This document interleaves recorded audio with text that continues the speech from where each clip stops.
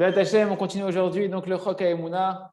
On est dans le 16 Tishri et on commence tout de suite avec le jardin de la foi, Midat Anitzachon, la qualité de vouloir toujours gagner et vaincre. Le Rav nous dit voilà qu'il y a un très mauvais trait de caractère, mamash, un très très mauvais trait de caractère dont le dommage il est très très grand, jusqu'à ce qu'un homme il peut perdre à cause de ce mauvais trait de caractère toute sa vie entière. Et ce mauvais trait de caractère, c'est quoi? C'est la qualité de vouloir toujours vaincre, de vouloir toujours avoir raison et de gagner. C'est-à-dire ce qu'un homme est constamment en train de vouloir avoir raison, de vouloir gagner toujours et d'avoir toujours raison. Une personne qui a décidé qu'en réalité, c'est comme ça qu'il va vivre, que ce qu'il pense, en fait, c'est la vérité. Et donc, c'est-à-dire que cette personne-là ne va plus être apte à écouter aucune autre pensée que la sienne. Et personne ne peut le faire bouger de ce qu'il a conclu comme étant la vérité. Et à plus forte raison que cette personne-là, elle n'est pas prête à reconnaître ses erreurs et à changer. Et en général, c'est une personne qui prend l'habitude de se moquer et de rigoler des autres. Et c'est ce qu'on appelle la midat anitzachon, la qualité, le trait de caractère de vouloir toujours vaincre. Un tel homme, lorsque on voit une personne comme ça, en général, c'est une personne qui veut toujours se justifier et qui veut en fait toujours montrer qu'il a raison, qu'il a le dernier mot. Et cette personne-là, lui dit le Rav, je l'ai mis en gras, Lo yuchal imtso leolam et haemet. Il ne pourra jamais trouver la vérité. Parce que pour trouver la vérité, un homme, il doit être prêt à renoncer à tout pour la vérité. C'est-à-dire quoi? Qu'il doit toujours être prêt à reconnaître qu'il peut-être qu'il a tort et qu'il fait des erreurs, et ainsi de pouvoir changer son chemin de vie. Et une fois qu'il a pensé avoir trouvé la vérité, il faut encore qu'il soit prêt à reconnaître que peut-être encore il a fait une erreur et qu'il peut de nouveau encore changer la manière dont il vit jusqu'à présent. Ainsi de suite, avec un nombre de, comme ça, un nombre de remises en question qui est infini. Le principe général qui ressort, c'est qu'un homme, il doit constamment être prêt à changer, à se réparer et à reconnaître son erreur. Et ainsi, il est marqué dans l'Écouté Moharan, enseignement 122, Rabbi Nachman de Breslev nous dit car c'est connu que la qualité de vouloir toujours vaincre ne supporte pas la vérité. Car même si on lui montre à cette personne-là la vérité devant les yeux, il la repoussera à cause du mauvais trait de caractère qui est la volonté de vouloir avoir toujours raison, de vouloir toujours vaincre la midat anitzachon. C'est-à-dire, comme on l'a expliqué au-dessus, qu'à cause de ce mauvais trait de caractère, il veut toujours vaincre et il veut toujours avoir la main au-dessus, avoir le dernier mot. Et donc, même si on lui montre quelque chose qui est la vérité, alors il le repoussera et il dira que chez l'autre, il ne veut pas reconnaître qu'il peut avoir, Dieu nous en préserve, reconnaître qu'il a fait une erreur, et donc il ne pourra pas changer à cause de cette qualité-là, que Dieu nous en préserve. C'est pourquoi il faut toujours prier, prier, prier. Messieurs, je vous dis, c'est la chose la plus importante sur terre, de demander à Kadosh Baruch qu'il nous conduise dans sa vérité à lui et être prêt à annuler toutes les vérités jusqu'à aujourd'hui, de dire à Kadosh Baruch voilà Hachem, là où je suis aujourd'hui, si jamais ce n'est pas le Emet, la Mito, fais-moi sortir d'ici le plus rapidement possible. Je veux ton Emet à Kadosh Baruch et je n'ai pas peur. Parce que ce que je veux, Hachem, c'est ta vérité à toi. Et ça, Rabotai, c'est le Yesod. Sheba Yesodot, c'est un des fondements de tous les fondements qui peut soit extrêmement rapprocher un homme de jour en jour, ou soit, Chaz Shalom, éloigner un homme de jour en jour, parce que cette personne-là n'arrivera jamais à la vérité que Dieu nous en préserve. On continue tout de suite avec le jardin des louanges. Yesh veyesh Hachem bekirbenu. Oui, il y a bien Hachem parmi nous. Ce travail-là, qu'on est en train de travailler sur le remerciement, en réalité, c'est ce qui annule et qui efface complètement l'écorce de Haman, Amalek. Parce que toute l'écorce de Haman, de Amalek, elle puise sa force du fait que le Ham Israël, il n'accepte pas les événements de leur vie avec amour. Et à ce moment-là, ça donne la possibilité, la permission à Amalek de pouvoir accuser le Ham Israël. Et Hachem, Idbarach, il donne à ce moment-là la permission à Amalek de faire du mal, que Dieu nous en préserve au Ham Israël. Comme de ça, on dit que Amalek est en fait une espèce de retsoua, c'est une lanière pour pouvoir frapper et remettre en question, pour pouvoir corriger le Ham Israël, qu'en réalité, si on n'est pas prêt à accepter et à supporter la petite amertume qui est nécessaire à cause de nos fautes, qu'on ne fait pas suffisamment de chouva, et donc pour nettoyer nos fautes, Hachem nous envoie des petits dérangements dans la vie de tous les jours. Si on n'est pas prêt à accepter cette petite amertume avec amour, alors, chas v'shalom, on devra supporter une beaucoup plus grande amertume pour nous réveiller par le biais de Amalek. Car il faut savoir quelle est la racine de Amalek, c'est quoi la racine spirituelle de Amalek, comment Amalek il arrive sur l'âme Israël et dans notre vie à chacun d'entre nous. C'est lorsque l'âme Israël dans le désert, ils ont posé la question, est-ce que Hachem, il est véritablement parmi nous? Alors immédiatement est venu Amalek. car cette question-là qu'ils ont posée, elle est en fait le summum de l'ingratitude. Parce que, n'est-ce pas, que si un homme, il voyait Hachem, est-ce qu'il se poserait la question, est-ce qu'Hachem, il est avec lui? Ça montre donc qu'il ne voyait pas Akadosh Baruch Hu, il ne voyait pas toutes les bontés et les bienfaits qu'Hachem faisait avec lui, le Ham Israël et chacun d'entre nous dans notre vie de tous les jours. Parce que si on voyait l'infinité de bontés qu'Hachem y fait avec nous à chaque instant, alors on ne se poserait jamais une telle question. C'est pourquoi la question qu'ils ont posée, est-ce que Hachem, il est parmi nous, ça montre que le Ham Israël, mamash, ils ne voyaient pas à ce moment-là tous les bienfaits qu'Hachem il a fait avec eux. Jusqu'à ce qu'ils ont pu se poser cette si mauvaise question. Est-ce que Hachem il est parmi nous? C'est quelque chose de terrible. Après les 10 plaies, après l'ouverture de la mer Rouge, il y en a qui disent qu'elle valait l'équivalent de 50 plaies, ou bien il y en a d'autres qui disent qu'elle valait l'équivalent de l'ouverture de la mer Rouge de 200 plaies ou de 250 plaies encore, chacun en fonction de son avis, comme c'est ramené dans la Haggadah de Pessah. Et encore des miracles et des miracles dévoilés, cachés, une infinité de miracles. Ils ont quand même pu poser cette question terrible. Est-ce que Hachem, il est parmi nous ou pas?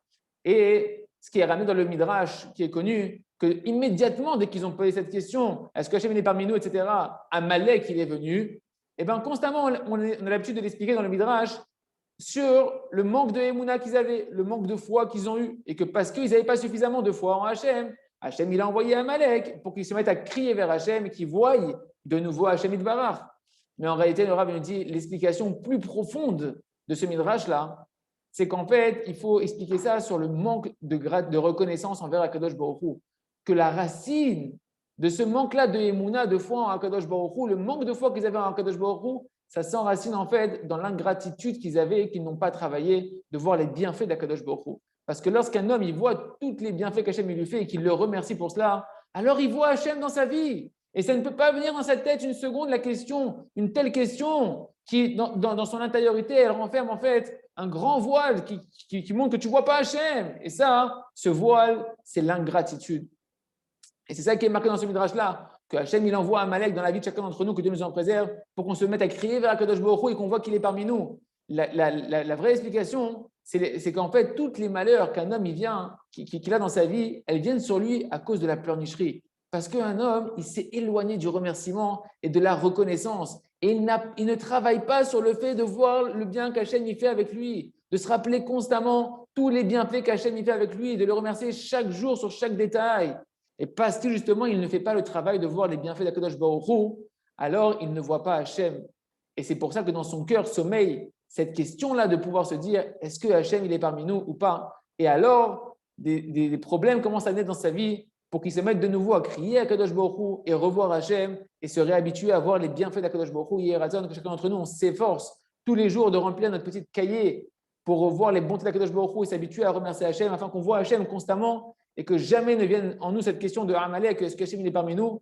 Et qu'au lieu qu'on ait des tsarot, des souffrances, qu'au contraire, qu'on ait que des délivrances dans notre vie et que des bonnes raisons de dire merci à Kadosh Baruch Hu. On continue tout de suite avec le livre à travers champs et forêts pour réussir à faire encore aujourd'hui son heure du beau des doutes, au moins.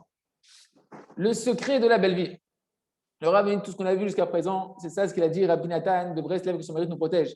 Tous les endroits, ça c'est un grand clal, un grand principe général. Tous les endroits où je vois qu'il y a un manque dans la vie d'un juif, je sais que soit il n'a pas prié dessus du tout, ou soit que oui, il a prié, mais trop peu. Et en réalité, dans ces quelques mots-là, se renferme tout le secret de notre vie.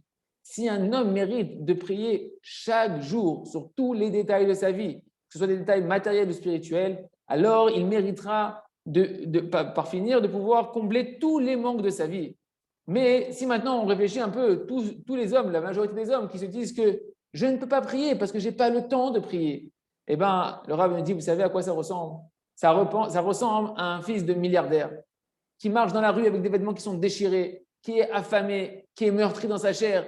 Et quand les gens ils le voient, ils lui posent la question avec étonnement, mais dis-moi, pourquoi tu ne demandes pas à ton père, qui est milliardaire, qui vienne t'aider et qui te donne des vêtements, qui te donne du pain de quoi manger? Et lui, qu'est-ce qu'il leur répond dans sa bêtise?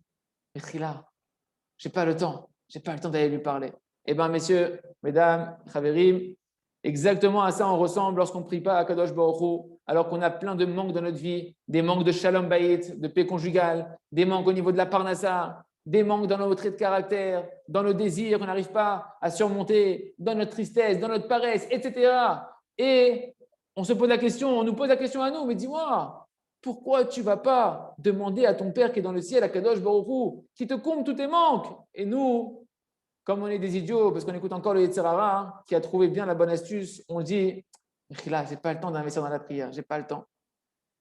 Et en fait, un homme qui comprend le secret de la prière, alors il va commencer à prier sur tout ce qui lui manque dans sa vie, que ce soit matériellement ou spirituellement, mais d'après la stricte vérité. Si on voulait regarder les choses d'après la vérité authentique, l'essentiel de ce sur quoi on doit investir notre prière, c'est de prier seulement sur la spiritualité. Et automatiquement, Akadosh Baruch Hu comblera nos manques matériels. C'est pourquoi un homme, il doit, dans son ordre des doutes, il doit, et même dans sa Amida, essayer de prier sur tous les détails de sa Avodat Hashem. Là, on parle de la des doutes surtout. Par exemple, il va prier sur sa prière du matin. Akadosh Baruch Hu, aide-moi à mériter de pouvoir prier avec concentration, avec joie sur le Birkat Amazon et sur tous les autres brachot, aide-moi à les dire mot par mot, à voix haute, avec concentration, sur le fait de préserver ses yeux. Un homme, il va prier, il va se juger tous les jours. Est-ce que j'ai réussi véritablement à préserver mes yeux de tous les regards interdits et de ne pas convoiter ce qui ne m'appartient pas, etc., etc. Et ainsi, il va traverser toute sa journée et refaire toute sa journée et prier sur chaque détail du service divin et en particulier sur les sujets qui concernent les relations avec le prochain. Surtout, il va multiplier des prières jusqu'à ce qu'il va pouvoir ainsi mériter de réparer tous ses manques. Donc, on retient, messieurs, que le secret pour combler tous les manques de sa vie, c'est de prier. Et que si on n'a pas eu quelque chose, comme nous a dit Rabbi Nathan, c'est soit qu'on n'a pas prié dessus, soit qu'on n'a pas assez prié dessus, et que l'essentiel, on va prier sur le spirituel, et qu'automatiquement, Hachem nous comblera nos manques matériels, qui sont une conséquence des manques spirituels. On continue tout de suite avec le jardin de la sagesse, l'histoire du sage et du simple. On est en plein milieu de l'histoire, on arrive à peu près à la fin de l'histoire, et bientôt on aura les explications du Rav Marouche et Yahya. Il nous dit voilà, que de fil en aiguille, qu'est-ce qui s'est passé entre le sage et le simple quand ils sont en train de parler? Le diable, Azazel, le diable, on a fait savoir qu'il était à leur poursuite. Et à ce moment-là, le ministre, qui était le simple de notre histoire, il s'est affolé énormément. Et il est parti courir vers sa femme dans une grande peur. Et parce que en lui disant que voilà, il y a le démon qui est le diable qui en veut après eux. Et sa femme lui a donné comme conseil d'aller voir le Baal Shem, l'homme de grande renommée. Et il est parti là-bas, il est parti voir le Baal Shem et il lui a donné des kamiotes ou shmirot, comment on dit des kamiotes, des amulettes, voilà, des amulettes pour le protéger. Et il lui a dit, le Baal Shem, l'homme de renommée, il lui a dit, maintenant que je t'ai donné ces amulettes, tu n'as plus à avoir peur du tout. Et le Tam, l'homme simple de notre histoire, il avait une foi extrêmement grande dans les paroles du Baal Shem et dans ces amulettes qu'il lui a données. Et voilà que maintenant, ils se retrouvent de nouveau assis ensemble, le Chacham et le Tam, le sage et le simple. Et le Chacham, il lui a posé la question, il lui a dit, mais dis-moi, pourquoi tu t'es affolé comme ça, tu as perdu tes moyens, tu t'es rentré dans une grande panique? Il lui a dit, bah, parce qu'il y a le démon qui nous cherche, il est après nous. Le sage, il s'est mis encore à rigoler, il s'est moqué de lui. Il dit, quoi, vraiment, tu crois vraiment qu'il y a le diable qui existe vraiment? Alors il lui a répondu, bah alors, le simple, il lui a dit, mais c'est qui alors qui est après nous si ce n'est pas lui? Alors le sage, il lui a dit, bah, c'est sûr que c'est mon frère. Déjà, on n'est même pas au courant dans l'histoire qu'il a un frère. Hein. Il était fils unique à la base. C'est sûr que c'est mon frère qui m'en veut, qui est peut-être son copain, mon frère, mais bizarre. C'est sûr que c'est mon frère qui est en colère contre moi. Et il a fait une ruse comme ça pour essayer il essaie de m'attraper, il fait des ruses pour m'attraper. Alors le simple, il lui a posé la question, il dit, mais attends, mais je ne comprends pas. Comment c'est ton frère, comment il a pu passer tous les gardes qu'il y a pour arriver jusqu'à nous? Il lui a répondu, mais t'inquiète pas, il a dû lui donner un petit pot de vin et il leur a sorti un petit mytho comme ça et un mensonge pour pas qu'on le voie et qu'il passe inaperçu. Et voilà que le temps continue à passer et quelqu'un qui rentre et qui dit hey, le diable, il est après vous, il arrive, il arrive. Et là, le simple, cette fois-ci, il était complètement tranquille. Il ne s'est pas du tout affolé. Il n'avait aucune peur à l'intérieur de lui. Pourquoi? Parce qu'il se sentait protégé de ce que lui avait donné le Baal Shem, l'homme de renommée, et les amulettes. Et à ce moment-là, il a dit à son ami le sage, dis-moi, qu'est-ce que tu dis maintenant vu qu'il est vraiment là, le diable? Il lui a dit, je vais te dire un truc. Je t'ai déjà dit, c'est mon frère, il est en colère avec moi, il est en train de nous faire des cambrouilles et il fait ça pour me faire peur et moi, j'aurais pas peur. Et alors, il s'est tenu et il lui a dit, donc il a commencé à parler à celui qui a annoncé que le diable était à leur rencontre. Et dis-moi, à quoi il ressemble à ce diable là, qui est après nous, là, qui dit que c'est le diable? Quel visage il a? À quoi il ressemble? C'est quoi sa tête? C'est quoi ses cheveux? Quelle couleur de ses cheveux? Quelle taille il a? Etc. Il a répondu comme ça et comme ça. Et là, le sage, il a dit, tu vois, je t'ai dit, c'est la description de mon frère que je t'ai dit. Et là, le Tam, il lui a dit, le sage, il lui a dit, quoi, tu vas aller avec eux, tu vas aller voir le diable et tout, il n'y a pas de problème pour toi, tu t'en fous, c'est ton frère. Il lui a dit, ben oui, juste donne-moi une petite garde rapprochée comme ça, genre, bon, quand même que je fais, alors c'est le diable, il faut une garde rapprochée pour pas qu'on me fasse du mal. Alors le simple a dit, ok, je te donne une garde. Il a pris une garde. Ils sont partis avec les deux sages, ils sont repartis avec la garde. Et voilà qu'il y avait l'homme qui était venu, qui les a amenés. Il est revenu, toute la garde elle est revenue. Et Pitom, le ministre, il dit, mais il est où mon ami le sage? Et là, la garde a répondu, elle dit, je sais, on ne sait pas. Ils ont disparu, ils se sont évaporés, on ne sait pas où est-ce qu'ils sont passés, et on aura la suite de Tachem demain. On continue tout de suite avec le Sefer Or Hadash, donc sur le secret du libre arbitre et de la volonté. Donc le titre, Aïkar Urak Aheshek. L'essentiel, ce n'est que la volonté et le désir. On a appris maintenant de manière très claire dans les pages précédentes que l'action en soi n'est pas dans les mains de l'homme, mais que le libre arbitre, depuis son début jusqu'à sa fin, il se trouve seulement et uniquement dans la volonté d'un homme. Et bien qu'on a pu prouver ça, qu'on a prouvé ça avec certaines sources qu'on a amenées très résumées au début du livre, il reste malgré tout à ramener des sources très claires pour approfondir et appuyer nos propos. C'est pourquoi on va ramener ici en partie les paroles de Rabbi Tzedek Cohen Milublin, qui a défini et résumé ce qu'on est en train de voir ici de manière très claire à partir de plusieurs sources. Bien sûr, le problème, c'est que le langage du Rav du Tzedek Cohen Milublin, c'est un grand sage, c'est un grand lamdan, et donc il est un peu difficile à comprendre dans son langage originel. C'est pourquoi on va le ramener petit morceau par petit morceau et on va l'expliquer avec un langage que chacun peut comprendre, parce que dans son langage à lui, il y a des fondements et des sources très importantes pour tout ce qu'on a dit au-dessus et appuyer nos propos. Donc c'est dans le Sefer Divrei Sofrim, chapitre 21, et on voit directement les mots du Rabbi Tzedek Cohen Milublin. L'essentiel du mérite et de l'effort qu'un homme doit faire dans ce monde-là, la part d'un homme dans ce monde-là. Ton mérite et ton effort, il est seulement dans ton désir de vouloir faire la volonté d'Akadosh Baruch Hu, de vouloir faire, c'est pas faire, de vouloir faire la volonté d'Hachem béni soit-il. Il nous dit, il continue, il précise, mais de finir l'action, de passer ce potentiel de vouloir à l'action, ce n'est que l'œuvre d'Akadosh Baruch Hu.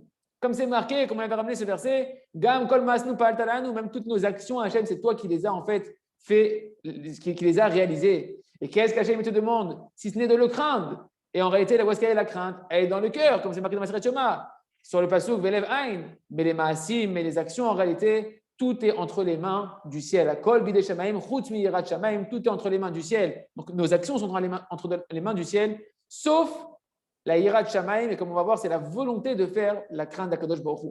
L'explication de Rabbi Tzedek Cohen, dans d'autres mots, toutes les actions, y compris les actions de l'homme lui-même, proviennent d'Akadosh Baruch Hu, béni soit-il. Et tout ce qu'Hachem désire de l'homme, c'est uniquement sa volonté et son désir. Et donc de là, Rabbi Tzedek Cohen Milublin arrive à une conclusion extraordinaire qui doit être constamment devant nos yeux, sans aucune interruption, que l'essentiel de la part d'un homme dans ce monde-là et dans son service divin, c'est seulement, et l'essentiel de sa ishtadlou, des efforts qu'il doit fournir où il existe, c'est uniquement dans son désir et dans sa volonté. Hachem, qu'on puisse se rappeler ces paroles merveilleuses, de savoir qu'on n'a jamais de quoi se décourager, que dans chaque situation, n'importe quel niveau dans lequel tu te trouves, où tu te penses que tu es emprisonné, que tu ne peux pas faire la volonté de Kadosh Baruch Hu, rappelle-toi, Hachem ne te demande pas ici de faire sa volonté qui plutôt dans les actions, il te demande de désirer faire sa volonté, et c'est ça ta part, de ça Hachem se réjouit, et sur ça tu seras récompensé. La suite demain, merci Hachem, dans le prochain épisode du Chok Haemuna.